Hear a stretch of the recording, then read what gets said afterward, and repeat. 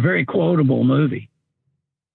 Very quotable. It actually has a lot of like kind of like subtext. I mean, not that you really want to get into it, but it's it was written by Nancy Dowd, who her brother Ned Dowd played for the Jonestown Jets, and she based a lot of the things that happened in the movie on people in that league or who were on that team.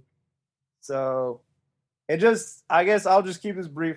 My favorite, the thing that makes me laugh the most is there is a scene where the Hanson brothers are skating before the game, and they just deck a guy. Yep. And then they start fighting, and they show it for maybe like 45 seconds or whatnot, and then it smash cuts them playing the national anthem, and you see this one shot of this twitchy ref keep looking back at the Hansons, and then he gets in his face. He's like, "Listen, I call strict game," and he starts giving him the Miranda rights, and then the Hanson brother just cuts him off and says, "I'm trying to listen to the effing song." So, No, yeah. Plus, great. featured Paul Newman in his twilight years too. Yeah. Well, the fascinating thing is, you think about it, is it's kind of underrated. Paul Newman made more sports movies than what you think about, because he did he did The Hustler. Yep. He then did Somebody Up There Must Love Me, boxing movie, and then it kind of, there's elements that are similar from Slapshot. Color of Money, the sequel to The Hustler. Mm-hmm. Like he plays the guy who's at the end of his career trying to get a little more juice out of it. So the old Minnesota Fats in the Hustler, played by Trivia. Oh yeah, Trivia. Oh, I know it's Jackie. Please. Oh, I thought it was Jackie Coogan. Okay, I'm just kidding on that, of course. It'd be different if it was. Oh, here's a different movie. What if Minnesota Fats was played by Jackie Mason? That would be good. Hey, that would be interesting. Yeah. One-liners. Yeah. Okay, here's my lineup. You ready? You've got 10 seconds. The countdown going on right now. Morrow up to Schultz. 5 seconds left in the game. You believe in miracles?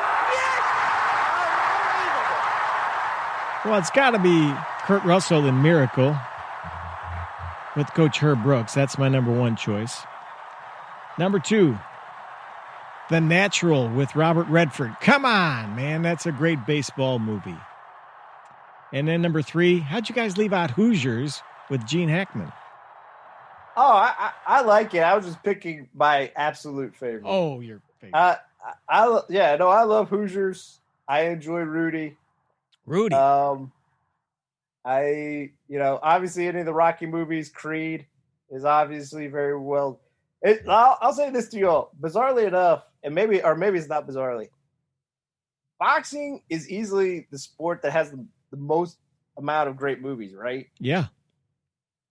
Probably followed by baseball. Raging Bull, right? Boxing, right? All the Rockies. Yeah, because even with baseball, you didn't say like Major League or I think of another Lou one. Gehrig story, of course. Oh, 6 Men Out. Yeah. But it's weird to think about this. Great, besides like Hoosiers, great basketball movies. Well, Space Jam. Exactly. That's probably the legitimate answer. With MJ. Well, he had the one. I take that back. He Got Game is a very good. Glory Road. That's above Space Jam.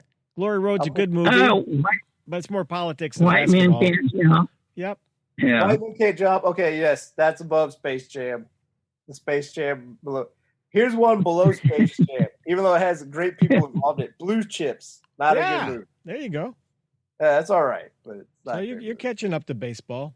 Football, and again, football outside of North Dallas 40, I can't really name you a good football movie. Like, I think North Dallas 40 is the only good football movie. Well, Brian's song back in the day, brought Brian Piccolo and Gail Sayers. That was a made-for-TV movie, only, I think, on the small screen, so it didn't really count. Yeah.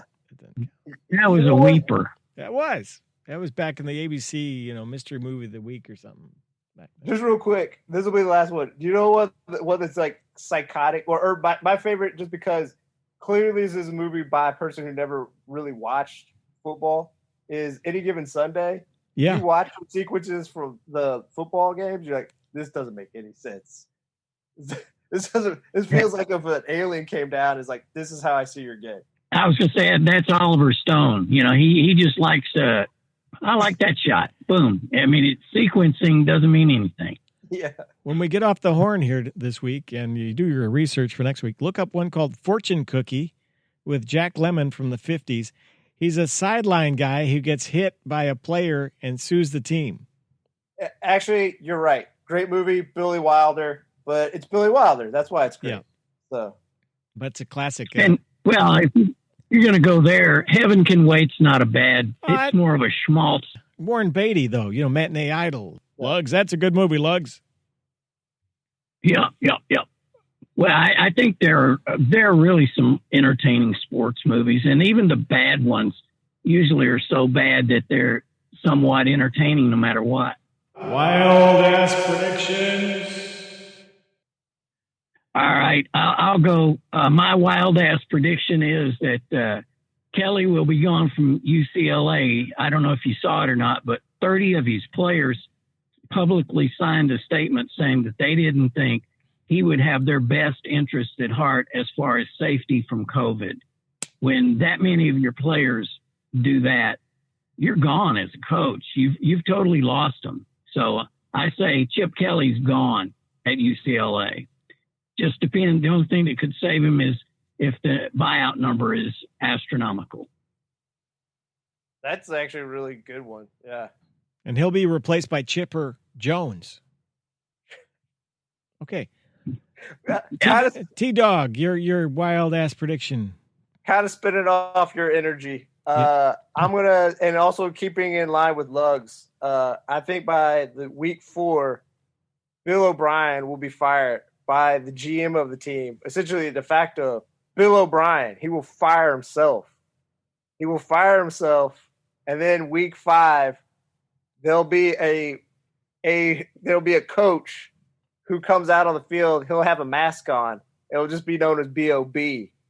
And he'll rally the team, and the team will rally behind him to finish 9-7 and not make the playoffs. But still, like, Bill O'Brien, the GM, is so impressed by B.O.B.